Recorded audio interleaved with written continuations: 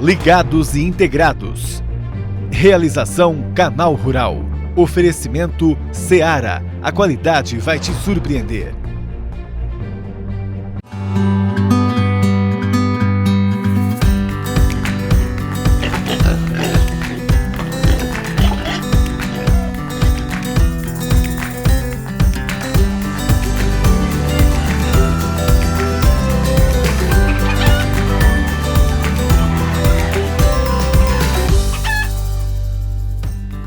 Olá, um bom dia para você. Avicultores de Pernambuco são obrigados a descartar animais por conta do custo de produção. Lula Malta, vice-presidente da Associação Avícola do Estado, vem contar sobre essa medida urgente. Quantos filhotes uma matriz suína pode ter por gestação, o que traz um bom número de filhotes? Luísa Zassonais, médica veterinária, dá dicas de como manter um bom índice de reprodução. Vamos começar então o nosso programa? Agora, vem comigo. O rebanho de suínos da China chegou a quase 40 milhões de cabeças em outubro. Em relação a outubro do ano passado, é um aumento de 32%. E hoje, os chineses já utilizam 88% da capacidade de produção. Lembrando que não estavam produzindo nem metade do que poderiam por causa dos surtos de peste suína africana. A recuperação é relativamente rápida, porque mesmo chegando a um nível parecido de 2 ou 3 anos atrás, a China tem um crescimento de consumo também muito rápido. Já se estima que entre as festas de Réveillon e o famoso Festival de Primavera, em fevereiro do ano que vem, o consumo pode crescer 30% na comparação com o mesmo período desse ano. A Alemanha se deu por vencida de que não vai voltar a exportar carne suína tão cedo. Ao menos é o que dizem por lá representantes das principais indústrias frigoríficas. O Danish Crown Group anunciou que vai diminuir a produção para não ter prejuízo no próximo ano. Os mercados internacionais geralmente esperam 12 meses sem surtos para renegociar as compras. O Ministério da Agricultura alemão garante que os casos vêm diminuindo. Por enquanto, são 150, a maioria na mesma região e todos em animais selvagens. Agora vamos voltar os olhos aqui para o Brasil, para a previsão do tempo. E sempre quem traz para a gente as informações é a nossa amiga Kelly Ávila. Bom dia, Kelly. Olá, bom dia para você, bom dia, Pablo. Hoje eu trouxe um mapa especial da região centro-oeste do país para a gente dar uma olhadinha como é que vai ficar a previsão aí, tanto de chuva quanto de temperatura. A gente pode observar pelas imagens de satélite, a gente ainda tem algumas nuvens carregadas, mas começa aí a reduzir um pouco os volumes de chuva a partir de agora. E aí a gente começa dando uma olhadinha aqui na região centro-oeste. Olha aqui o que eu falei para vocês. O sol volta a brilhar, sem previsão de pancadas de chuva. E se chover, é mais ao norte ali de Mato Grosso e de Goiás. E chuvas bem isoladas, tá? Nada muito volumoso neste período. Aí eu separei algumas cidades para a gente dar uma olhadinha. A gente começa com Nova Mutum. Olha só o que eu disse, a gente vai ter um período aí de tempo mais firme. Vão ser apenas 92 milímetros em 30 dias, pouquíssima chuva. 14 dias com chuva, e olha só que interessante que eu vou mostrar para vocês, chuvas que não passam de 10 milímetros em nenhum momento do mês, desse período aí de 30 dias, né? Então a gente tem pouca chuva aí, apenas pancadas bem isoladas ali em Nova Mutum. E como é que ficam as temperaturas? As temperaturas ficam bem elevadas, mínima de 21 graus no dia 4, é bom lembrar que esse 21 graus geralmente ali no período da madrugada, né? Ao longo do dia a temperatura sobe bem, e máxima de 36 graus no dia 28 do 11. A gente volta a ter aí temperaturas bem elevadas na região centro-oeste, ali em Mato Grosso, Nova Mutum. Separei mais uma cidade, agora Taquari, em Mato Grosso do Sul, também no centro-oeste. A gente vai ter um pouquinho mais de chuva, 141 milímetros aí num período de 30 dias. 15 dias com chuva, e também a chuva, olha aí, começa mais a partir de dezembro e não passa dos 20 milímetros. Ali em Taquari, Mato Grosso do Sul, a gente tem chuvas um pouquinho melhores, mas mesmo assim, chuvas bem isoladas e espaçadas. E a temperatura, para a gente encerrar, como é que fica? Mínima de 22 graus no dia 22 de dezembro e máxima de 39 graus no dia 24 do 11. Olha aí, fazendo bastante calor, voltando a ter temperaturas bem elevadas, temperaturas de verão em plena primavera. Amanhã a gente se encontra com mais previsão do tempo. Pablo, até amanhã. Tchau. Obrigado, Kelly. Bastante cidades diferentes aí para o pessoal do Brasil todo acompanhar a gente aqui, né? E o alto custo de produção já está forçando o setor de ovos, que tem produto com um valor agregado menor, a descartar parte do plantel. A Associação Avícola de Pernambuco publicou nota informando que 3% dos animais foram abatidos e que em breve esse número deve chegar a 10%. O estado pernambucano tem mais de 30 milhões de aves. Vamos saber o que pode acontecer com elas? O Lula Malta é vice-presidente do setor de ovos da Associação Avícola de Pernambuco e ele conversa com a gente agora. Ele está conectado já aqui. Lula, um bom dia para você. Bom dia, Pablo. Obrigado aí, mais uma vez estamos juntos. Diga lá, meu amigo. Lula, conta pra gente uma medida emergencial essa, né? Não está dando para segurar, então, o custo de produção? Veja o seguinte, o que é que vem acontecendo conosco aqui em Pernambuco? Nós temos aqui 15 milhões de poedeira e 2 milhões em crescimento, cria e recria. Esses custos nossos, devido ao milho, que quando começamos o ano, a safra, quando desse ano, estava na faixa de R$45. E hoje, essa saca de milho está por R$80. A soja, também, que estava na faixa de R$1.500, R$1.600, hoje está na faixa de R$2.950 a R$3.100. Dependendo do volume que você compra, tem essa variação. E o ovo, que era para ter acompanhado, não acompanhou. Hoje a média do preço de ovo, a bandeja de ovos, aqui a gente não vende por caixa, e sim por bandeja, está de R$8,50 ao custo na faixa de R$10,50 a R$11. Por isso que está tendo a necessidade de fazer esse descarte de 75 a 85 semanas de idade. Essas aves chegavam na faixa até de 100 semanas de produção, 110 semanas no máximo, mas no normal 100 semanas. É esse o grande problema. E o pior é que algumas medidas até que estão fazendo, o próprio governo federal, né, diminuindo aí taxas e tudo mais, isso tudo não adianta num curto nem num médio prazo, né, Lula? Acho que isso demoraria para reverter, né? A médio prazo não chega pelo seguinte, Pablo, o que é que acontece? Nós tivemos o alojamento muito alto de 1 ano e meio, 2 anos atrás. São essas aves que estão chegando para entrar em plena produção. Então, mesmo você fazendo esse descarte, são lotes maiores que estão para vir com maior produção de ovos. Por isso que não é uma medida de médio prazo, é a longo prazo.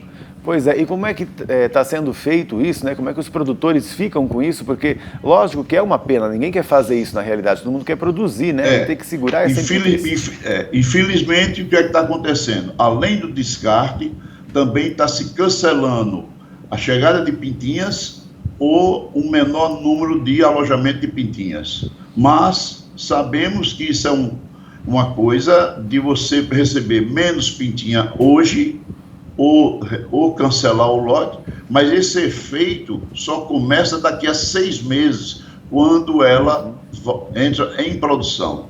Então, mesmo você cortando lotes de alojamento, também é uma medida a longo prazo. Então, tem muita coisa ainda para se rolar. Não é fácil. Pois e às vezes até vem um prejuízo atrás do outro, né? Porque antes se teve o prejuízo com o custo de produção, com a ração. Aí agora se diminui a produção, vai acabar vendendo menos. Então pode desencadear vários problemas, né, Lula? Exatamente, vendendo menos, galpões sem aves, e daí vem o desemprego.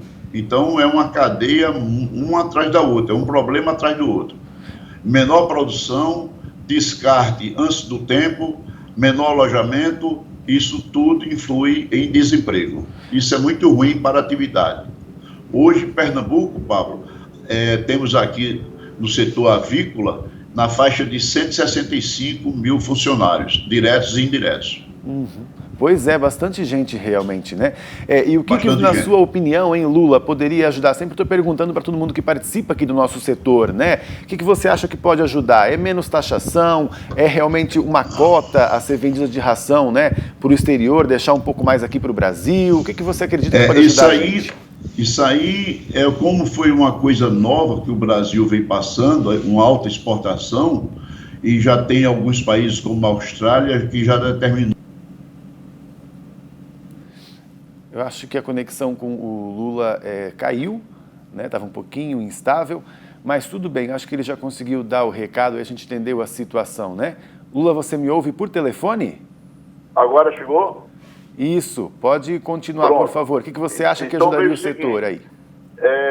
Então veja o seguinte, o governo tem que no próximo ano, esse ano não dá mais tempo, determinar uma cota para o produto interno, o consumidor interno, entendeu? Agora eu acho que está com a ligação do Skype sendo reconectada, mas pode continuar, chegou? Lula, pode continuar. Deixe-me ver, eu não estou lhe vendo. Não, mas pode continuar o que você estava falando. Pronto, então veja o seguinte, no próximo ano nós vamos ter que ter uma cota para o consumo interno. Essa é uma medida que o governo tem que tomar, porque a China está comprando tudo. Então, quanto mais compra, mais produz, mais tem. Um exemplo é a soja. Nós somos o maior produtor de soja do Brasil. E faltar soja é uma coisa que nunca ninguém pensou. Pois é. Não, tá certo então. Legal sua opinião, que a gente está sempre ouvindo o pessoal do setor aqui sobre essa situação aí. Lula, muito obrigado pela sua participação aqui com a gente, viu? Um bom trabalho para você. Pode contar conosco também. Muito obrigado também. Tudo de bom. Um abraço, até mais. 39 pequenas agroindústrias de 12 cidades da região sul de Santa Catarina vão passar por um curso de capacitação até o dia 27 desse mês. É para se adequar às normas de produção e sanidade do Sistema Brasileiro de Inspeção de Produtos de Origem Animal. O SISB garante a comercialização dos produtos que até então eram considerados artesanais. Não deixam de ser, né? Mas a partir de agora podem ser produzidos então em escala maior e serem vendidos para todo o território nacional. E daqui a pouco vamos falar de gestação suína. Quantos filhotes uma porca é capaz de ter? Vamos ver também mais um episódio do quadro Focinho de Porco Não é Tomada. Dessa vez, fomos pesquisar se é verdade que o agro gasta 70% de toda a água consumida no Brasil. Mas antes, tem recado chegando aqui pra gente, eu quero ver, é direto de uma granja? Sou Jefferson Conte de Arvoredo, Santa Catarina. Gostaria de mandar um abraço para toda a minha família, dizer que sou novato nesse ramo, mas que está sendo um grande orgulho trabalhar nessa área. E fique por aí, que Ligados e Integrados volta já.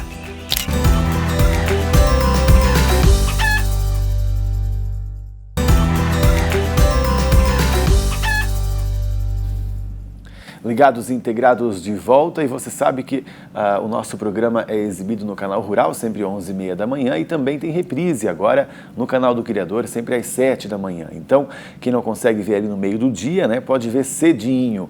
Avise aí o pessoal, seus amigos também, que antes não conseguiam ver no horário das 11h30, então que podem acordar e já acompanhar a gente aqui com informações da avicultura e da suinocultura, tá bom?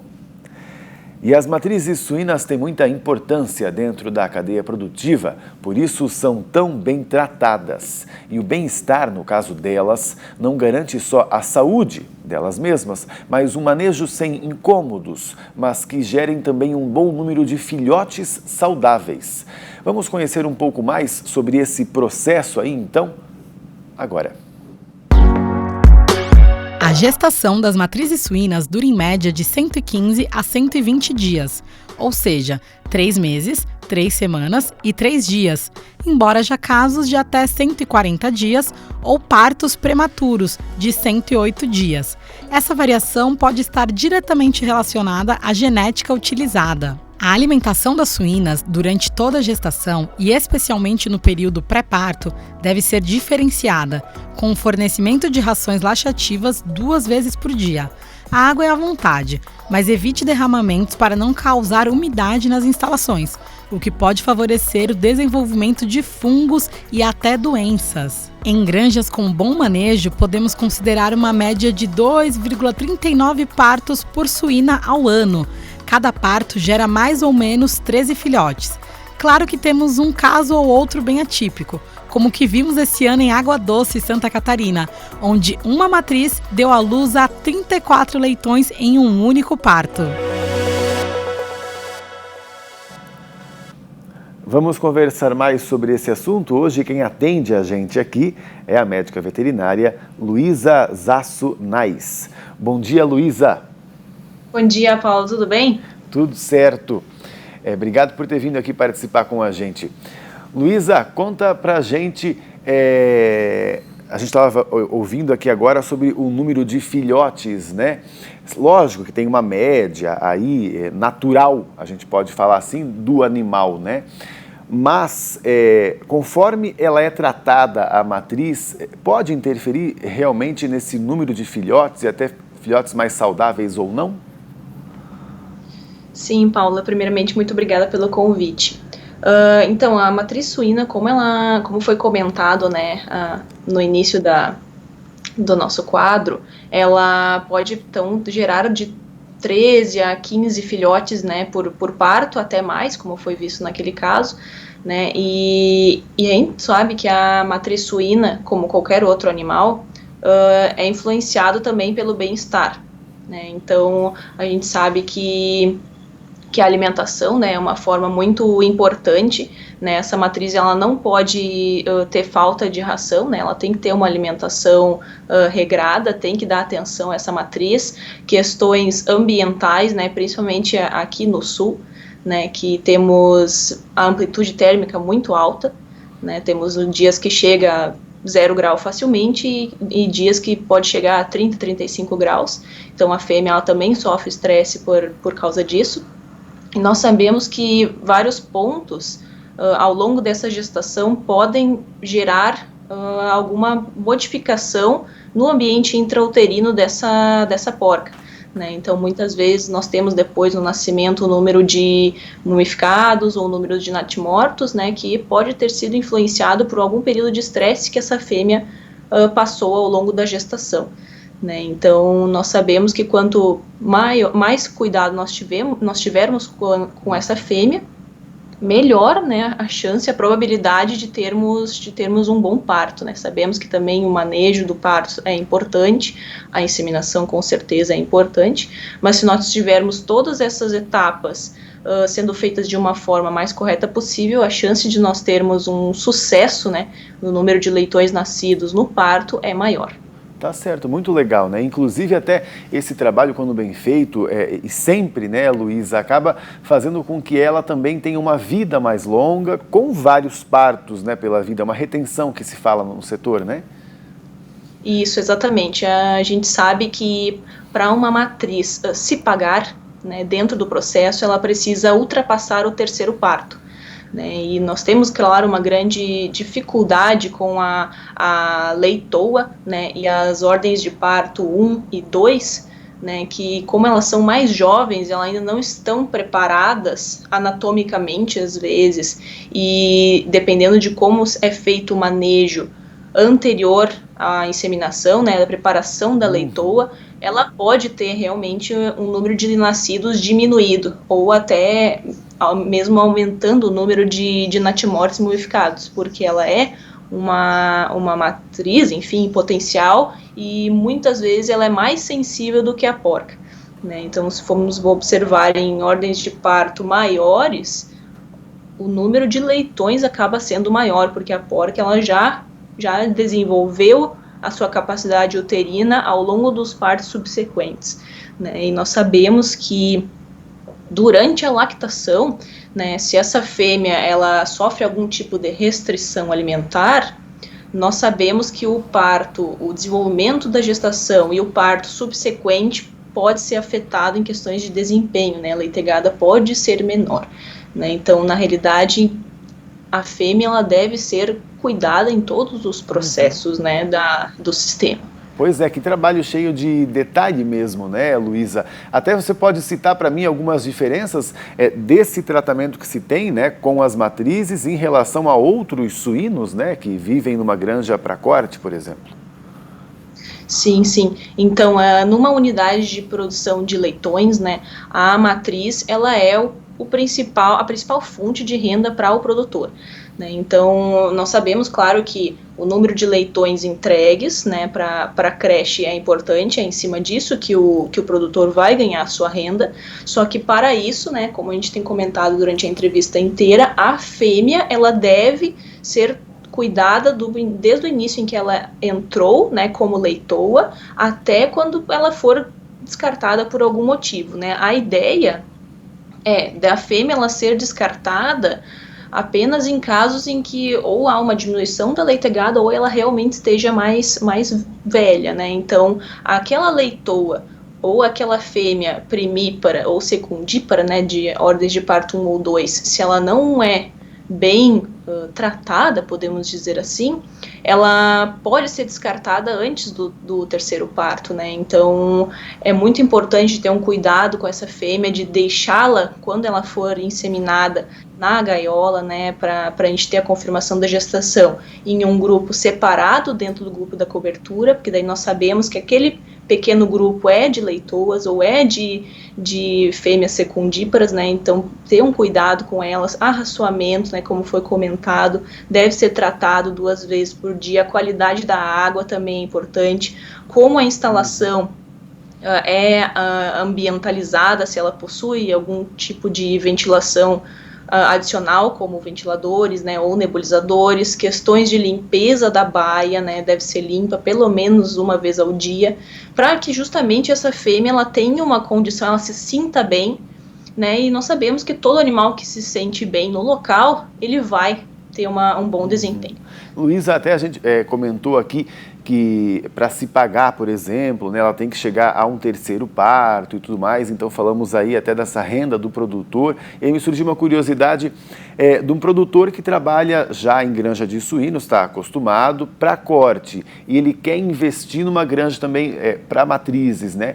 Você acha que ele vai sentir muita diferença nesse trabalho? Ele pode, inclusive, fazer isso facilmente numa mesma granja, né, ter esses galpões diferentes? Como é que é? Hoje nós estamos trabalhando com o conceito de gestação coletiva, né? Então, até a princípio 3 ou 4 anos, a nossa integração quer estar 100% adequada ao bem-estar animal, porque nós sabemos que hoje em dia a exigência do mercado é o que faz com que a empresa tenha lucro, né? Uhum. Então, se o mercado não quiser, ele justamente não vai aceitar, né? Então, claro, esse produtor ele vai precisar ter adaptações, né, de grande investimento, né, e muito mais trabalho, né, porque não é apenas só tratar, né, ou só limpar as baias, né, então tem vários outros fatores, ainda, além da questão da gestação, tem a parte da maternidade, né, e o cuidado com os leitões, então teria que ter um outro galpão, né, ele teria que ter um investimento de instalações bastante alto, né, e com certeza, se ele trabalhasse ele mais a sua esposa, por exemplo, né, 2 pessoas, dependendo do número de matrizes que ele gostaria de investir, ele teria que ter mais um auxílio de mão de obra, né, porque como a gente precisa de atenção em todas as fases, né, muitas vezes uma pessoa tentando fazer esse auxílio, né, esse trabalho em diversas fases, talvez fique incompleto e o resultado só vai ser visto, como foi comentado, né, em 3 meses, 3 semanas e 3 dias. Tá certo. Legal, Luísa, muito legal o papo com você, viu? Muito clara, né? Gostamos bastante. Venha mais aqui participar com a gente, viu? Obrigada, viu? Um bom dia para vocês. Valeu, até mais então. E agora ela vem mais uma história do agronegócio que, de tanto ser contada por aí, até parece verdade. Mas cuidado, hein? Focinho de porco não é tomada.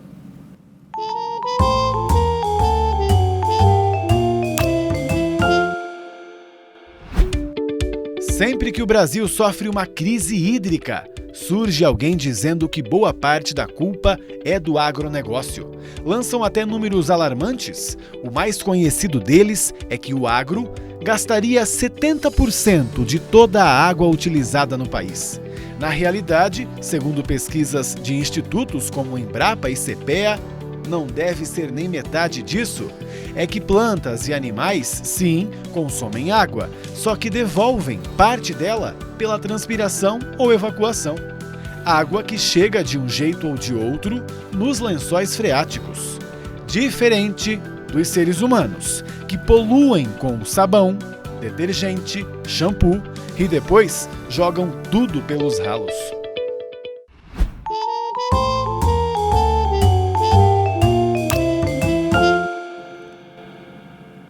Tá vendo só? E se você quiser rever esse conteúdo aí, quer mandar para alguém, né? Porque é bastante curioso, ensina bastante. Tá lá no nosso Instagram, tá bem? Do Ligados Integrados. O programa de hoje fica por aqui. Muito obrigado pela sua companhia. Tchau, tchau.